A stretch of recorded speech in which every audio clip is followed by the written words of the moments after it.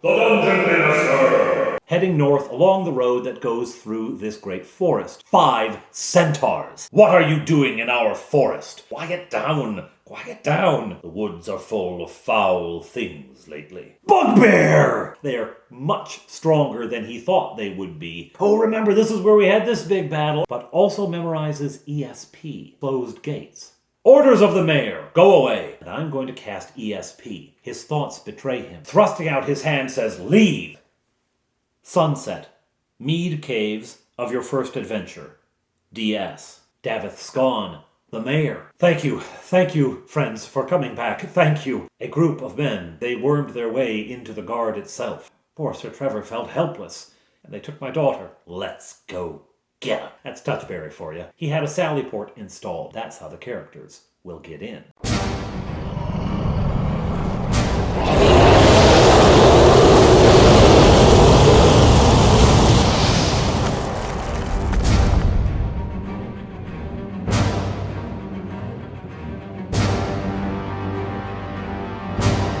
The characters and the mayor and the 2 town guards that he brought with him. Just as a note, one of those guards was the sympathetic guard at the East Gate who passed the note to Touchberry. And the other one also had a note to pass. The mayor had given them these notes ahead of time and said, if the heroes of Honeywood, if they show up, give them this note if you can, and then let me know that it has happened. So the one at the West Gate, when they first approached, wanted to do this but had no opportunity. The one at the East Gate had an opportunity and did so. Anyhow, the whole party moves back to Honeywood. As they approach the village, the fields immediately surrounding Honeywood, they peel off the road. And there's a little line of trees. It's a bit of a windbreak that has been retained in the fields all around the village. They follow that windbreak. And they're not terribly far from the village walls now. They're not a huge distance, maybe 100 meters. And from there, they watch. And they creep a little closer and a little closer. Now, it's a cloudy night, and the moon is nowhere near full, so they're pretty secure that they can't be seen this far from the walls. But the elves have infravision, and they're watching. The mayor says, every night, one of this party, one of this group, patrols the walls. They don't trust any of our own town guards to do it. They do it themselves. They take it in shifts, and they simply walk the circuit of the walls. And to the other DMs out there, no. To my eternal shame, I did not work out how long walking the circuit of the walls would take. A while. Long enough, okay? You're a slacker. Anyway, they take it in turns to walk the walls, so one will be on duty now. The elves watch and they say, here he is. And they see the figure walking the wall. They watch him as he passes. Now, as soon as he has passed the East Gate and begins turning around toward the south wall, they tell the mayor, it's clear, let's go. And the mayor leads them across the fields. He runs up to the palisade wall and begins looking for the sally port. It's very well disguised. And they say, can't we just find your footprints? He said, no, I had the guards wipe them out behind me. And indeed, the guards there now are using branches that were discarded outside of the walls that they just thrown down afterwards. They're using pine branches to scrub out the footprints a distance back from the wall so that it wouldn't be very obvious. You really have to be looking for it to notice them coming. And they get mixed in with the footprints of cattle and whatnot who sometimes graze out, rough winter forage out here anyway. Anyhow, the mayor removes a long, thin piece of metal with a curious shape to it and inserts it between 2 logs. And he jiggles it up and down, and they can hear a click. And it swings open. They enter, and they are in, they're in a garden shed, aren't they? Because that's what the mayor has used to disguise this side of the sally port. The mayor says, all right, some of them are in my house, I know. They think that I am there now. I snuck past them and came out. How did you sneak past them? There is a secret passage from here to the basement of my house. And Fleetwood makes the remark, you really got prepared for things, didn't you? He said, well, it turned out to be a good idea, didn't it? Well, yes, it did, sir, it did. Anyhow, I don't know if they're still there or not. They were when I left. They often come to my place and drink my wine and eat my food. That's mostly what they do with their time. They're probably in there now. I don't know, though. What will we do? Then, for some reason, the players get the idea that they need Rupert's help.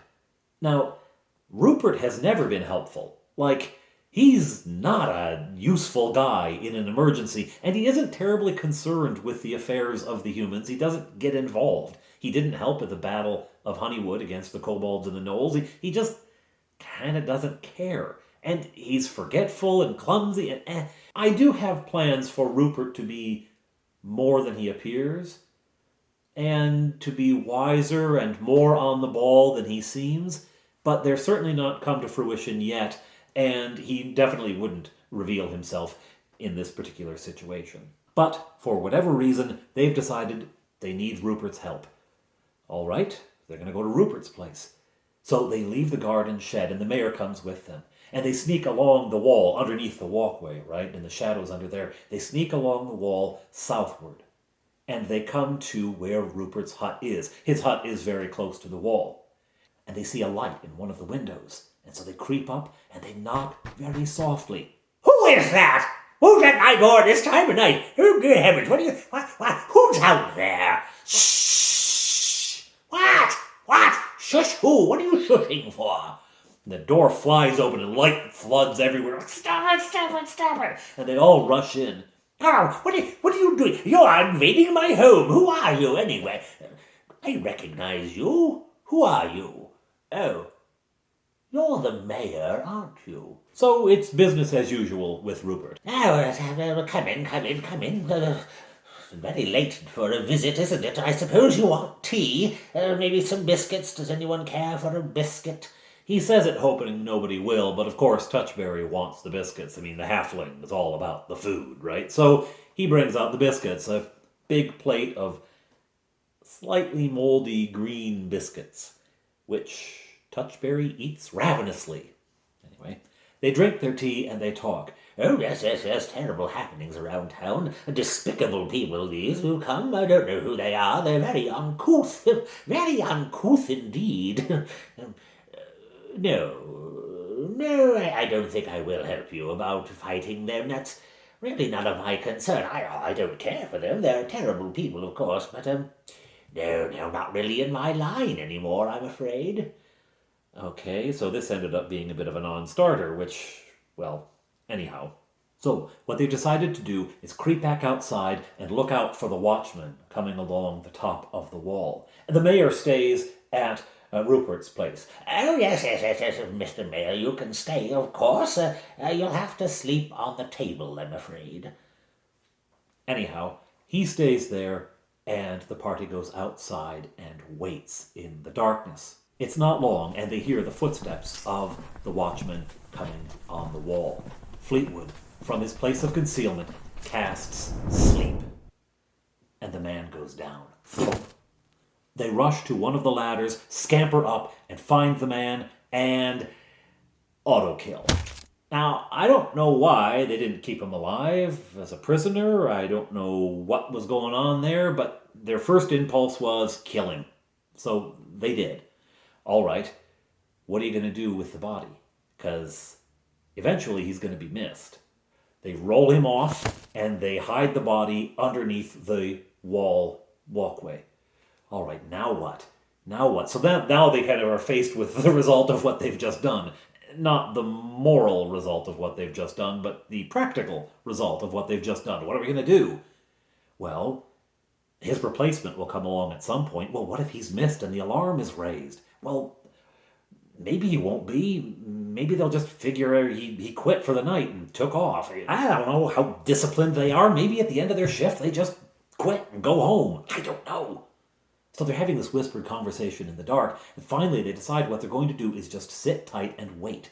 They're going to wait, and if the alarm is raised, they can react to it, and if another watchman comes by, they can react to that. Well, what happens is a bit of a combination of the two.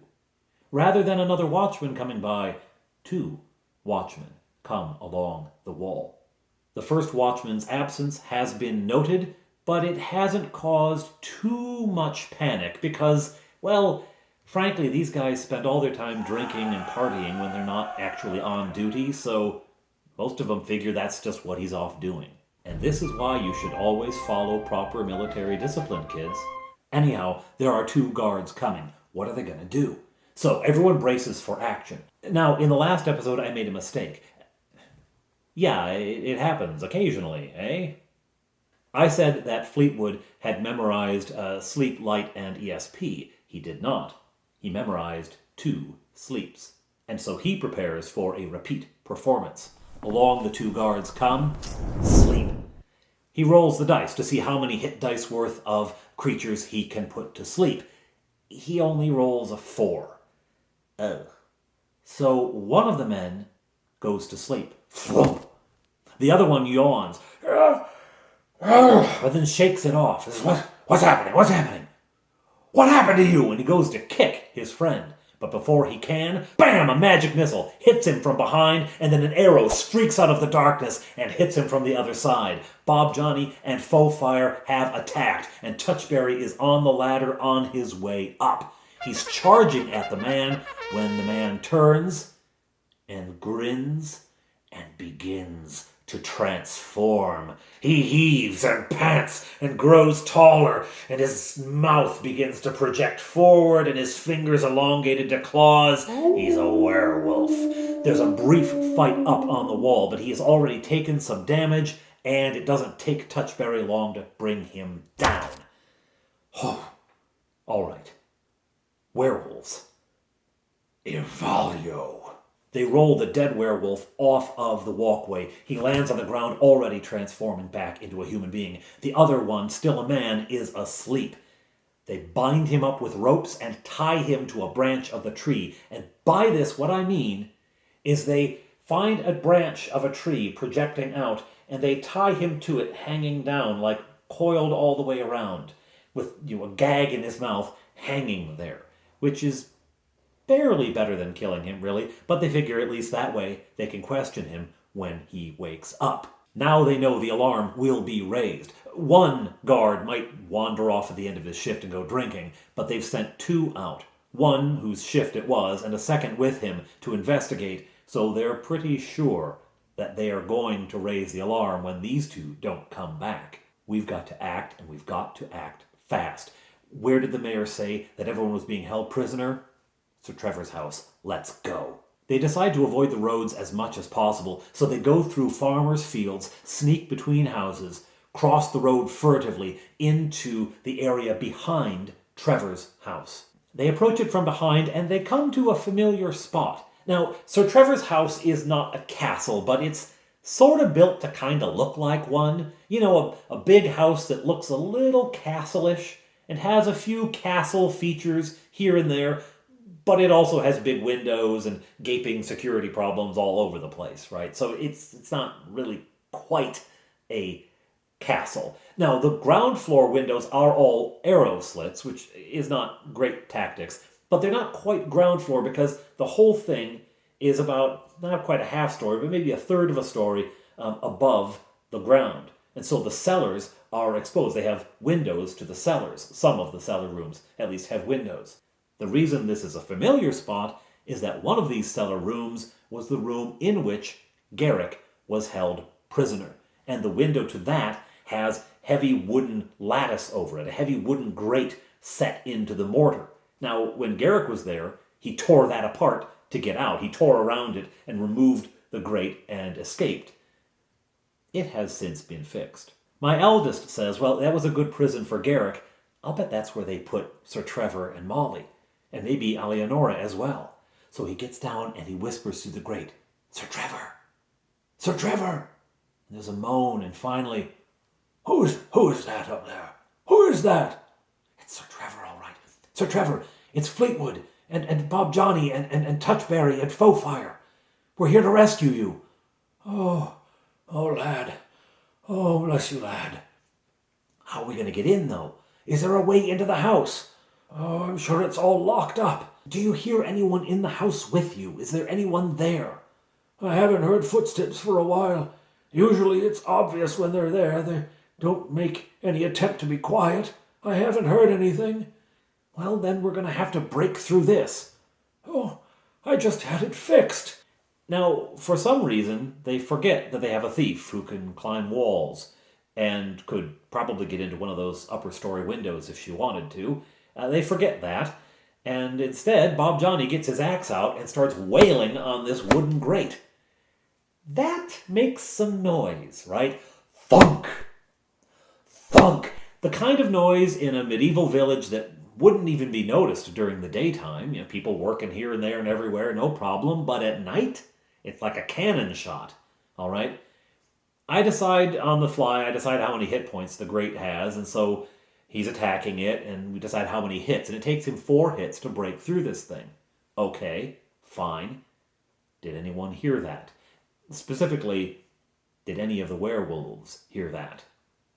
They tear apart the grate, and Fleetwood and Touchberry slip down in, and they find Sir Trevor and Molly bound, hand and foot, leaning against the wall. They untie their wrists and their ankles, and they help them stand up and try to help revive them. I think they give them some wine and that kind of thing, because Touchberry almost always has wine on him.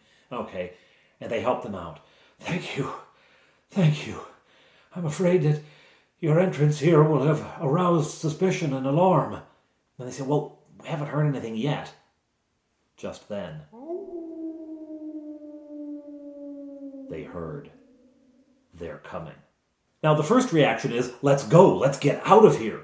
But Sir Trevor says, I wouldn't be able to fit through that window. And there's no time to enlarge it. I mean, it's stone. You could, if you really worked at it, you could pry some stones loose, but there's no time to get him out of that window. And Molly's in no shape to climb up there either. Okay, what do we do? Further, Molly says, but Miss Alianora, she's somewhere in the house, Miss Alianora is. Okay, so we can't leave Alianora here. What are we going to do? Again, for some reason, they decide not to send the thief up through a second-story window, which I keep mentioning, but they don't do anything about. They decide not to do that. They decide instead to all come down into the basement. All right, now what? They're going to try breaking out of the door, because this small room has a good, stout, heavy oak door. All right, let's try that. And they work at it, and finally they bust it open. They stop and listen. Is there anyone in the house now? Nothing. Sir Trevor leads them through the cellars to the staircase which leads up to the first floor. And there they enter this sort of great hall, this sort of entrance hall, where hangs Sir Trevor's sigil, the dog. And he's a loyal guy, right?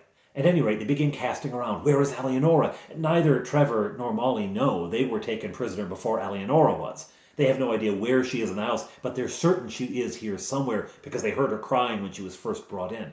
But where? They've no idea. They begin a quick search of the house. They find nothing. They also know they're on the clock, because every once in a while,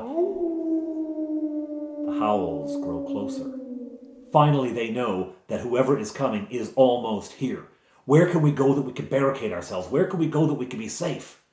Again, they make a decision that was not obvious to me, I guess, but they elect for fortification, for finding a strong room to hide in, essentially, to barricade themselves in. What they think they're going to do once that room is surrounded by werewolves, I don't know. But they decide they're going to barricade themselves, so they ask Sir Trevor what would be the best room for it, and he directs them to the kitchen. Now, there's a couple of reasons for that. One, it has an exterior door, so if things get bad, they can boot it out that way. It also has a secret door, which leads into Molly's sitting room. And that allows them a bypass and a way around, right? So Sir Trevor's thinking. He may not be physically, as powerful as he used to be, but his brain's all there. All right. They get themselves into the kitchen, and there's a large table in there for preparing food, and they wedge that against the door to the outer hallway. Meanwhile, they're watching the door into the dining room and the door to the exterior. We've got 2 entrances to watch. The third one's barricaded. If anyone tries to come through there, we'll know what happens. Well, the howling ceases, and now they hear the scraping, as of some massive creature with claws working its way across the floors of Sir Trevor's home. And they hear them come right outside the door. I don't know. Suddenly there's a mighty shout, and the door to the hallway buckles, and the table lurches, and they crash it back against. The thing is out there trying to get in. Smash! Smash! It keeps trying. What are we going to do? Then Sir Trevor says, the secret door! Now, Instead of all going out that way or out the exterior door, because as far as I know, there's nobody out there, but they're afraid there might be, so they don't go there. They decide to split the party up. Faux-Fire and Bob Johnny, you stay here. Keep barricading this door. Fight him as much as you can. We're going to go out and around and surprise him from behind, which is exactly what they do. They go through the secret door and out into the hallway where they see the beast lurching against the door, and they attack. Boom! Into him. Touchberry charges, Fleetwood right behind, and the battle is on now in the hallway. Back and forth and back. This is difficult. This is one of the stronger, tougher werewolves. It's actually the big guy who met them at the East Gate, and he's one of the lieutenants. He's one of Evalio's closest lieutenants, and he's fierce. He is putting up an enormous fight. He pushes Touchberry and Fleetwood back up the passage. He is winning. Just then, the kitchen door bursts open. Bob Johnny and Faux-Fire jump out into the passageway. Now, Faux-Fire only has a silver dagger to fight this thing with, but fire will also do. And so she throws a vial of oil at the thing, right?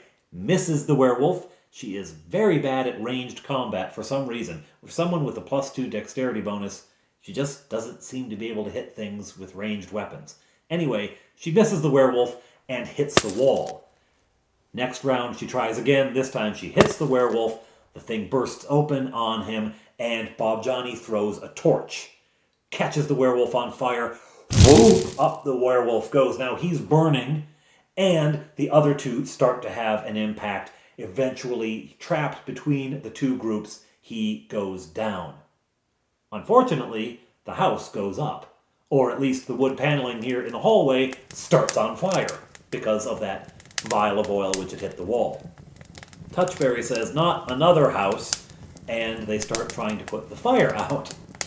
As they're doing this, another werewolf enters the front passage, and the fight is back on.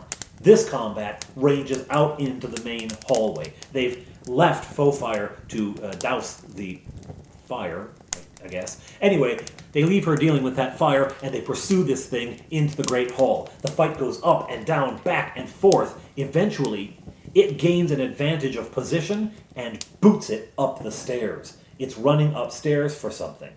They follow in hot pursuit. Boss Hog, I'm in hot pursuit. Anyhow, they get to the top of the stairs just in time to see this thing heading off into a passage across the landing from them. Bob Johnny takes 2 huge steps forward and casts web. It fills up the passage that the werewolf was dodging into and catches him. He's stuck in its webs. It's snarling and growling and hissing at them from inside the sticky strands. So they just kind of kill it at their leisure. Right? It's taken care of. But what was it coming up here for? Like, how did it think it was going to escape this way? Or was it just coming to a place that was better to fight in? What was it after? Then they hear it. Help! Help! Alianora. He was going to use her as a hostage. Man, these guys are wicked. They hear the voices coming from the door to the right. And there's a bit of webbing here. They've got to cut away, and it takes them a little while. But eventually they cut through it all. They break through the door, and there she is, tied up on the bed. This was a servant's bedroom. I have a backstory for the servant if you ever want to hear it. Thanks. But now it's being used as a prison. So they get Alianora up, they untie her, and they say, all right, we've got to get out of here. We have no idea how many other werewolves are out there. And the mayor said there were 5 or 6 in this group when they first arrived, but who knows how many they've added to their numbers since then, and how many have come to join them, and how many townspeople have been infected. All right, we've got to get out of here. We've got to find someplace to go. Rupert's place. Why do they keep picking on Rupert? I don't know. The man can't sleep, apparently. Anyhow, they boot it out of the house, again, taking back roads. They go out the side door from the kitchen and around the back of the house, and again, staying away from view. As they make their way back to Rupert's hut, they can hear howling in various places throughout Honeywood. There are more